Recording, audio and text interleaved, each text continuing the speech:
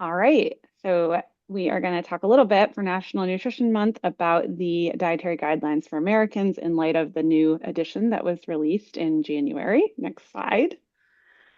Sherman and I will be presenting today. So we're both with the UNH College of Life Sciences and Agriculture. I work with our extension program. And Sherman, you want to introduce yourself? Yeah, I work in the Department of Agriculture, Nutrition, and Food Systems, and I'm a faculty member there. Awesome. Next slide. I'll breeze through some of this. We won't have time to like cover everything in super detail, but we will share out the slides. And also there are plans to publish on my end a series of articles that I will also share with the group with the information that we covered today so that you guys can reference this in the future. So the stuff we're going to talk about is what do the updated dietary guidelines for Americans say that were released this year? Um, we're going to talk first about what has changed and what has stayed the same. So we'll go through the main guidelines and what they say, and at the same time, note anything that's a discrepancy from past versions. Then Sherman is going to share a little bit more around the science around saturated fat and dairy, because spoiler, that is an area where we have seen some changes or departures from previous guidelines. So wanted to chat a little more about that. And then wrap up with sort of like, why does this matter? Who might be impacted by this and people's questions? So next slide. I'm going to breeze through this actually. The dietary guidelines are a document. They are published by jointly every 5 years by USDA and HHS, and they serve as sort of a reference point for many nutrition programs from the federal government, among other things. Next slide. Okay, so let's get right into what they say. And again, I'm going to go through this quick, and then we're going to dig in a little more on some of the areas that we've seen some changes. So they start out with sort of like eat the right amount for you is how they're phrasing it. This is with a reference to your calorie needs, which depend on your age, your sex, your height, your weight, how physically active you are, paying attention to portion sizes, and staying hydrated. And this is pretty consistent with what dietary guidelines have encouraged in the past. The next guideline that they emphasize is prioritizing protein foods at every meal. So the new dietary guidelines say to prioritize high quality, nutrient dense protein foods as part of a healthy diet pattern and to consume a variety of protein foods from animal and plant sources. Next slide. So this is a bit of a departure in certain ways from previous dietary guidelines. The first is the way they talk about protein foods. In the past, the dietary guidelines have emphasized plant-based proteins as well as lean animal protein. And in the new dietary guidelines, they emphasize all animal proteins. They don't sort of reference encouraging lean proteins specifically in that category. And instead of sort of really emphasizing plant-based foods, they do say, you know, like a variety from plant-based foods, but they have some information in there about avoiding processed meat substitutes, which in the past wasn't there. Um, the amount of protein has changed. In the past, they referenced zero point 0.8 grams of protein per kilogram of body weight. Whereas now that has almost doubled in the new dietary guidelines. So 1.2 to 1.6 grams of protein are their current recommendations. So that is a big change from the past. And, you know, Americans in general are meeting protein requirements. We'll get into that a little bit more, but that is an area that you'll see has changed. Next slide. They also talk about dairy, as they always have. They say specifically to include full fat dairy with no added sugar, 3 servings a day if you're eating 2,000 calories. That's sort of our like general uh, calorie level that we reference often for public health for adults. Next slide. This is also a departure. In the past, the dietary guidelines have emphasized 1% in skim, sort of when it comes to dairy health, what they consider healthy dairy products. And these new guidelines say to consume all dairy products, including full fat dairy. So that is probably the biggest change or one of the biggest changes in the new guidelines. Next slide. They do say to eat vegetables and fruits throughout the day, as they always have, eat a variety, lots of different colors. They definitely emphasize eating whole vegetables and fruits in their original form and really limiting even 100% juice. Um, and for sort of frozen, dried, canned fruits or vegetables, really focusing on little to no added sugar, sodium, those sorts of things. Um, Next slide. So a little bit of a departure from the past. They have stricter language in the new dietary guidelines around eating whole fruit and vegetables and avoiding juices. That is more strict than past guidelines, even though they have always emphasized that.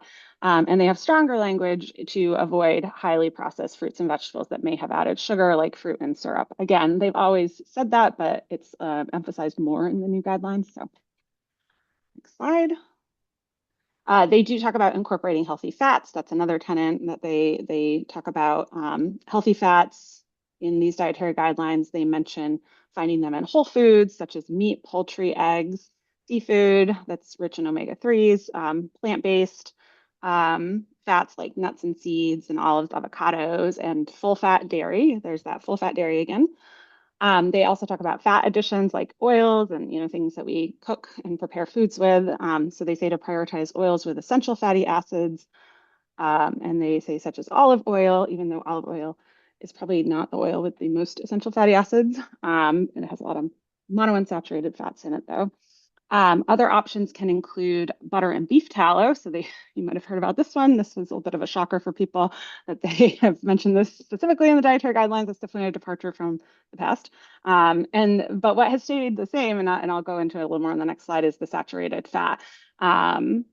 So they, like previous editions, still encourage people to eat 10% or less of your total calories from saturated fat.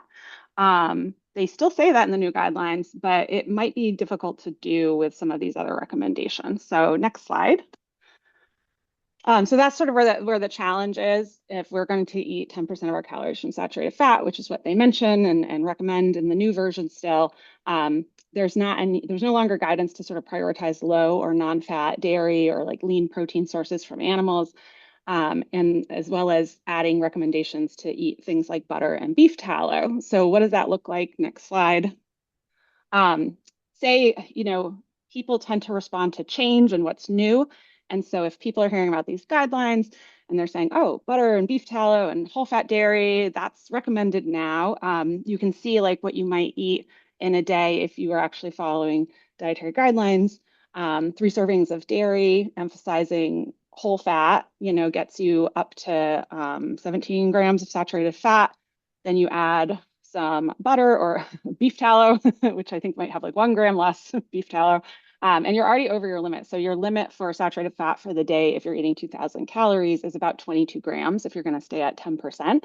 So that's what your total day you're trying to get to. And you can see here that just with the dairy and the fat, you're already over that. And then if you add in some of these animal proteins in small portion sizes, which a lot of people eat more than 3 ounces at once, even though you are not having skin on your chicken breast in this example, you're way over those 22 grams. So this is where the challenge comes in. They're saying eat 10% of calories from saturated fat, but how do you do that following these other guidelines? So next slide. So it is possible, though, I will say, it's like most things are not impossible, but so the example we have here shows, you still have your full fat Greek yogurt. Now we're drinking 2% milk instead. We kept the cheddar cheese because cheddar cheese, delicious. Vegetable oil instead of butter in this case. 1 serving of steak you're keeping that chicken breast, but you're going to have some black beans instead of that other serving of steak. Now you're right around 22 grams. So you're still right at the limit.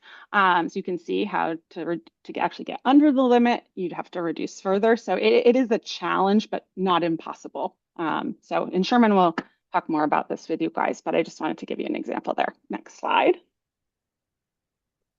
To finish up the guidelines and what they recommend prioritizing fiber-rich whole grains, reducing consumption significantly of these sort of like highly processed refined carbohydrates, and white bread, crackers, cereals, things like that.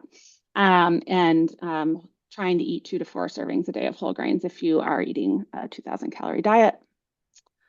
Next slide. Yeah. And then more guidance on really limiting highly processed foods, added sugars, and refined carbohydrates. So really emphasizing avoiding those like, highly processed foods and snacks that are sweet or salty, sugar sweetened beverages, those sorts of things. They say now this is a bit of a departure. In the past, they said 10% of calories or less from added sugar. Now they say no more than 10 grams of added sugar in a meal. And as far as snacks go, you should select snacks that meet the FDA healthy claim limits. So next slide. The healthy claim limits, what they're referencing for snacks here, are listed here. You have to meet at least one food group in a meaningful amount with your snack, and you also have to have pretty low limits on added sugar, which, in this case, looking at these granola bars, um, in the past, they would have passed sort of the dietary guidelines test, but now with that lower limit on added sugar, these granola bars would not be considered a like healthy snack based on the guidelines. So that is a change. Next slide. And finally, limiting alcoholic beverages. The guidelines say to consume less alcohol for better overall health. Um, that's about it. No guidance on like what is less alcohol, or is there, how do you define moderate or low alcohol consumption? But they do say that some people should completely avoid alcohol, people that are pregnant, alcohol use disorder, medications that might interact, those sorts of things. Next slide. So alcohol recommendations, that is another big change. In the past, we have defined what moderate alcohol consumption is: 2 drinks a day for a man, one drink a day for a woman. And we've said specifically how much is the drink. The winos in here, it's only 5 ounces. I'm sorry, but that's the that's the size of a glass of wine. So we've even defined like sort of like what size is a drink, and to try and help people follow these guidelines. Whereas the new guidelines, there is no daily limit, and they just say that they consume less. And if you're one of these other groups, just don't drink any alcohol. Next slide. Over to you, Sherman, to talk a little bit more. So now you guys know what they say really in a brief way. They do say a lot more, but that's sort of the highlights, main points. And Sherman's going to talk a little more about some of those areas where we've seen changes. All right. Thank you, Amy. So I'm gonna breeze through this relatively quickly. Thankfully, it's being recorded, so you can slow it down so you can hear more of what I'm talking about. Okay, so first off, should we still be concerned about saturated fat? And the answer is yes, right? Many medical organizations and nutrition scientific organizations unanimously support that we should reduce our saturated fat consumption. But as Amy had pointed out, there are concerns regarding this limit, particularly because there's a shift from the long-standing guidance to emphasize reduced fat dairy, lean protein sources, and limiting animal fats like butter, like lard. um, but let me first do a little thought experiment with you guys. So if we were to pick these two foods, here's a mango. A mango can have anywhere from 30 to 46 grams of sugar. And in here we have a 12-ounce Coke. Both have about the same amount of sugar, but which one would be the healthier option? And probably we would say the mango, right? Why is that? Even though this mango has a lot of sugar in it, it's the food source, right? Because with that mango, we're getting a lot of micronutrients. We're also getting fiber. That fiber can help blunt the spike in glucose that can happen from eating something that has a lot of fructose in it. And this is not unlike thinking about saturated fat and also whole fat dairy products, right? So when we think about dairy products, there's other constituents of it that might actually dampen the effect of the saturated fats that are in it. One is malabsorption. So the calcium that's in dairy and also milk fat globules, they're they're able to bind to saturated fat and cholesterol, which reduces absorption, and then also excretion of them. When we think about yogurt and cheese, these are also fermented dairy products, and they contain live bacteria that can improve gut health. And we know that a healthier gut microbiome can actually have cardiovascular benefits. And then also just the protein matrix of this food stuff, of yogurt and cheese, it can slow down the both gastric emptying and also the absorption of fats. And what this does is it reduces the spike in triglycerides that can occur from eating a fatty meal. And what that's been shown to improve is vascular endothelial function and also oxidative and reduce oxidative stress. So the take home is that when we think about dairy, it is a whole food and not just saturated fat in and of itself, like that Coke can with just sugar in it, right? And so, what does this translate to? Does full fat dairy, is it related to cardiometabolic health adversely, right? Because we would think that based on the fact that it does have saturated fat. Um, I'll point you to this rather large review, which was done in 2020 in a very reputable journal, Advances in Nutrition. And they looked at many systematic reviews, meta-analyses on full fat dairy consumption and different health outcomes. And they concluded that based on the emerging evidence that the consumption of full fat dairy foods either has a neutral or inverse relationship with things like cardiovascular disease, type 2 diabetes, and associated risk factors such as blood pressure. Okay. And let me just show you an example here. So this is a prospective cohort study, and it has 1,000, over 100,000 participants across 21 countries, across 5 different continents. And if we look at this figure here, I'm just going to direct your attention to the bottom here. Let me get my pointer. The bottom here at major cardiovascular disease. So what we're seeing here is that as participants increased their servings of, this is specifically full fat dairy products or whole dairy products, that their risk of having a cardiovascular event actually decreases. Okay. And that we see a similar thing. It's not as much of a dose response, but we see that those individuals who are consuming the most full fat dairy have a lower risk of mortality compared to those who are consuming less than half a serving. And so that's with adults, right? So what do we see in children, specifically with measures of adiposity, right? Because there's a concern that if children are consume more whole fat dairy, could that adversely affect their growth? And so this is a meta-analysis. So if you're not familiar with meta-analysis, it's just taking a lot of studies and doing one large study. And it allows us to have a lot of data points. And so here we're looking at 14 observational cohort studies, and we have 21,000 children, 1 to 18 years of age. And what this figure shows is that based on the type of milk product being consumed or milk product being consumed, so this is skim milk, that here's 2%, so reduced fat milk. Here we have whole fat milk at 3.4%, right? And basically, as the milk fat percentage increases, there's actually a lower odds of overweight and or obesity, okay? And so you might be thinking, oh, wait, well, these are just observational studies. What about if we did an experimental study, right? And so this study here, it's called the Milky Way study. It was recently published. It is a blinded randomized controlled trial. And here we have, they recruited children 4 to 6 years of age who were full fat dairy consumers. And then they randomized them to one of two groups. The first group is just continue consuming full fat dairy. And then the other group was switched to reduced fat dairy, right? And the researchers, they provided all the dairy products to ensure compliance, and they followed the children for 3 months. Okay, so what were the results? First, there were no differences in energy intake. So despite reducing from whole to reduced fat, energy consumption wasn't modified. And when we take a look at BMI percentile, BMI Z-score, and percent body fat, there are also no differences between those who continued on whole fat milk consumption versus those who were switched to reduced fat dairy, suggesting that whole fat dairy consumption may not adversely affect these measures of adiposity. And this study is actually also consistent with a prior study of a very similar design done in a wider age range of children. And by the way, all these hyperlinks here, if you want to look at these studies, they'll link directly to the studies for you.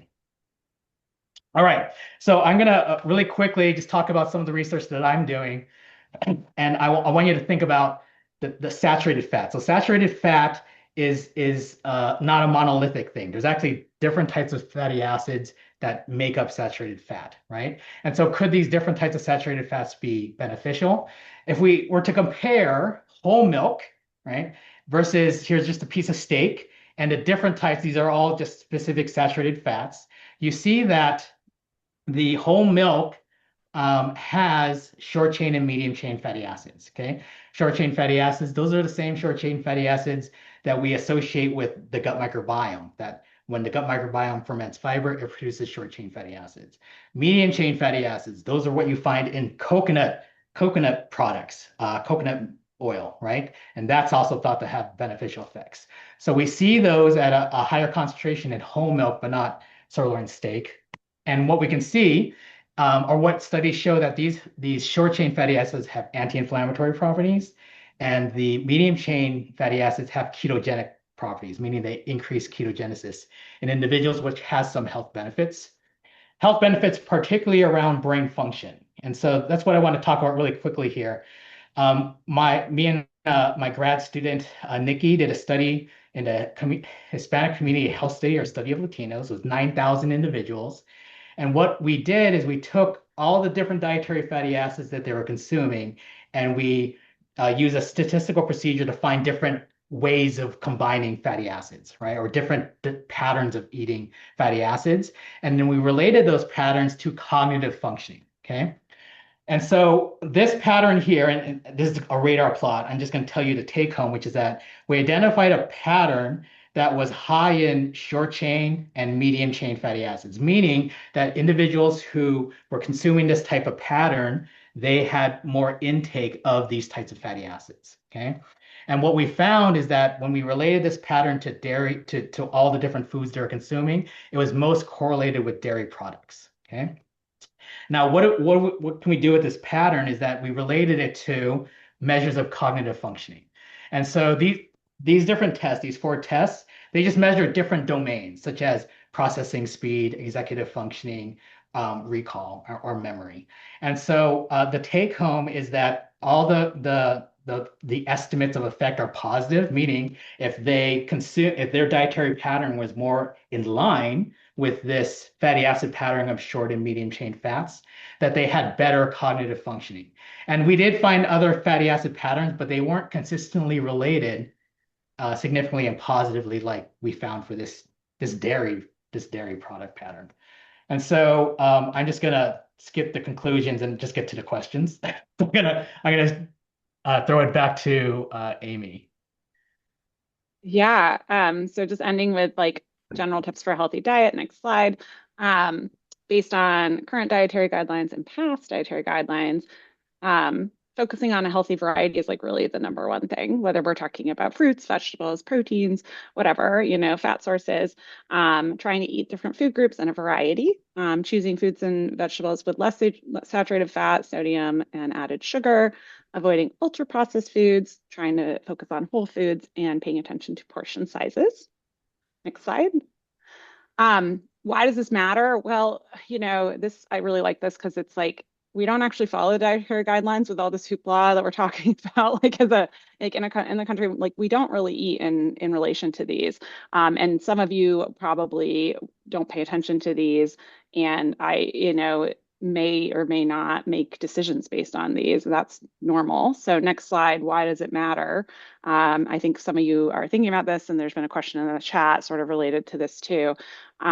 It matters because these are the basis for the federal nutrition programs, including nutrition education that WIC provides, the expanded food and nutrition education program that we provide at Cooperative Extension, as well as all these like feeding programs. So the guidelines for school meals, after school snacks, food at Head Starts, summer meal programs, WIC food packages, even SNAP more and more we're seeing states are putting restrictions on what people can buy with SNAP. So that is why.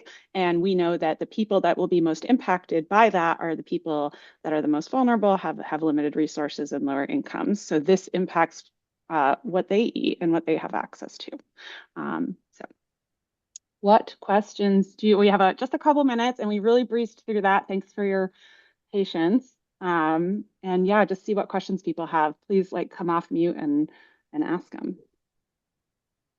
And thanks, I'll Sherman, stop for being sharing an my. awesome co-presenter and bring in all Yes. that science. Always a lovely experience working with you. What questions do people have? That was awesome. I was just curious as we're talking about the dairy fats. I Mhm. couldn't tell if plant-based dairies were included in that or if they're a whole different animal. No pun intended. So in the studies I showed you, that was all just cow's milk or products. In terms of plant-based dairy, the recommendations are to consume them if you are if you're vegan or vegetarian. That is correct, right, Amy? I believe so. In the new dietary guidelines. I think so. In terms of like how that plays out in feeding programs, to a lot of times, and they kind of alluded to that with WIC today. Um, the only sort of like approved ones often for these programs, although New Hampshire WIC's doing a great job trying to find alternatives, have to have certain, especially like protein requirements that like almond milk and things like that don't often meet, coconut milk, even though they're good sources of calcium. And so sometimes the plant-based options aren't provided through those programs because of that beyond like soy milk. I don't know if that's helpful. And it has to do with protein. And that's a bit of a pet peeve of mine because dairy is a food group based on calcium. We have a different Yep. group for protein. Even though it's full of protein. Yeah. Yeah. Um, Other questions people have? Amen, Joanne. Yes, the sustainability impact is not being considered. Yeah, we didn't have time to talk about the process and sort of all of that. But that's been an issue for a long time in terms of translating the science into guidelines. Mhm. So, what do you think about with the whole grains, which is so great for that expansion and all about less processed food? But right now, we fortify grains with folic acid for birth defects, and folic acid is the Mhm. method we use, and we've seen a reduction. And there's just no acknowledgement of enriched grains or the right way we have passively used that to as a public health measure. Sherman and I were just talking about that a bit. Right. It's an yeah. I'm not quite sure how it's gonna play out. A lot of because under that rule, things that products that are fortified, and I don't know how it plays with fortification of whole grains, but products like granola bar or whatnot, when things are added to it, they can't claim the healthy food label.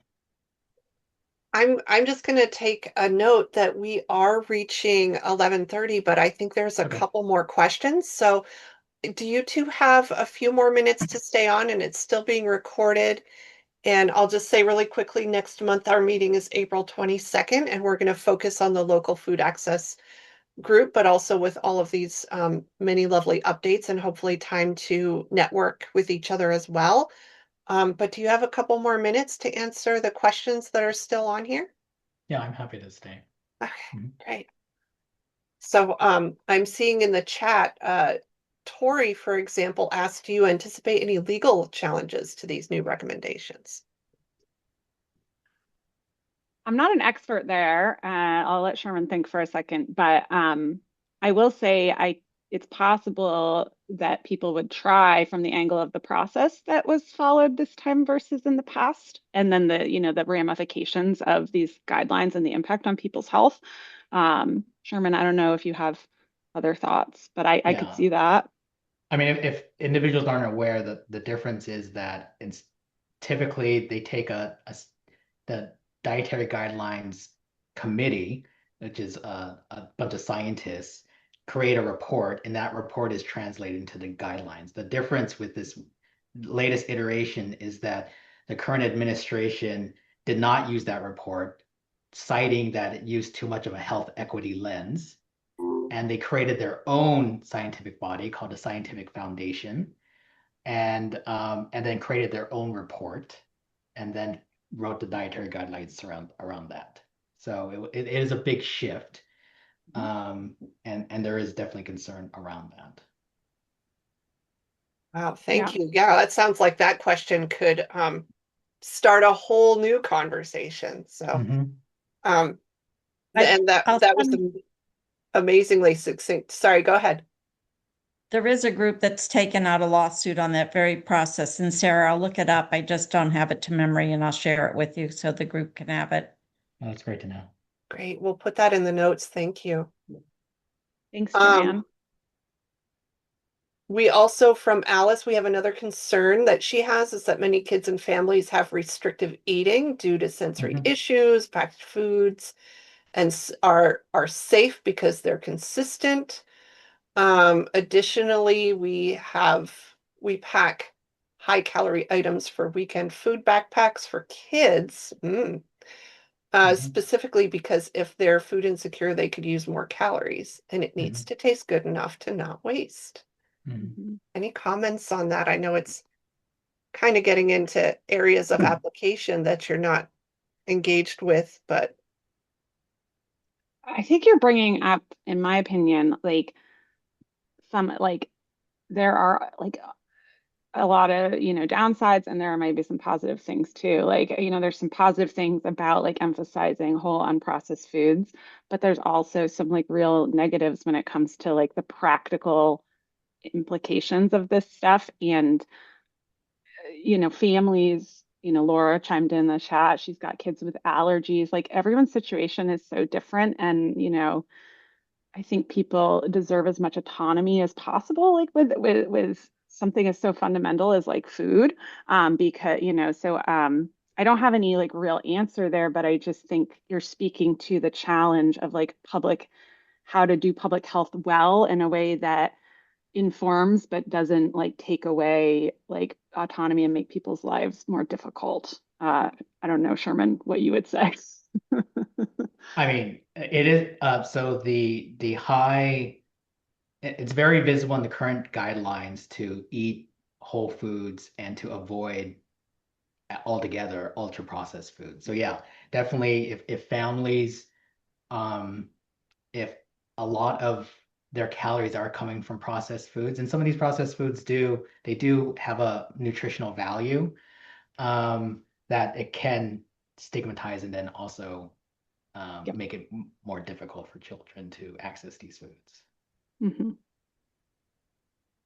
yeah, and I think so, Amy, I think you wove in Laura's question there.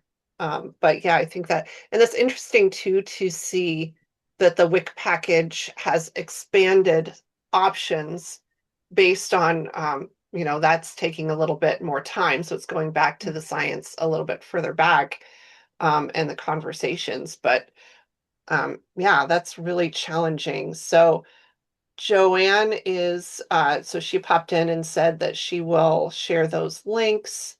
Um, Tori, one more comment here, said, yes, the process sloppy ACIP work is what drove the challenge to immunization guidelines as well. Mm.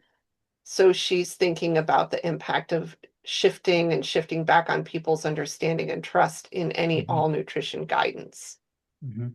So um, that's more a comment, I think, but you can comment on the Yep. comment. Um, One thing that Allison noticed is she's heard that eating whole foods uh, has come up in relation to access to dentist and dental health. Yeah, I don't know. I'd love to hear more about that, Allison, honestly. Yeah, I don't know the link. Yeah, And thanks for sharing. Kristen brings up that Meals on Wheels has to strictly follow dietary guidelines. These Mm. changes, Mm, while some may be positive, they also have significant financial implications for community providers. Protein hmm. costs more. Yeah. Absolutely. Yeah, Meals on Wheels is a great, thank you for bringing that up. I didn't even include that one like that in my list. And I think highlights the need for like, okay, if we're gonna be providing or like recommending all these whole foods to older adults, like, really like cooking for one and meal prep and that kind of stuff is really important if you're going to be able to execute that. And SNAP-Ed was the program that did that in this state, I will say, and is no longer available. We don't have nutrition education for older adults anymore at all, which is sad. And finally, Laura followed up on that, noticing that while these recommendations are against processed food, there's no interest in making healthy foods more affordable. Right. Right. It is interesting that there's all these individual-based recommendations about eating healthy, and yet at the same time, the things our government subsidizes by and large are, corn and soy. So I know Hannah's not here from the Kearsarge Food Hub, but she does a great job talking about on that stuff on their social media. Yeah, the comments that came in, I wish we had more time this morning, because that's really, it feels like it really kind of finds that intersection here, between what a lot of us in the food access world are trying to make connect and trying to ensure, that people have the right nutrition, they have access to that best quality nutrition, and it just takes money and it takes political will to make all of that come together. So tremendously informative and interesting presentation. I like to think I know about nutrition, but there's so much to know and understand. So I think this could be a great TED Talk. Thanks for having us. And yeah, really appreciate it. I really appreciate you coming this morning and taking a few extra minutes to clarify those questions. I'm going to stop recording now.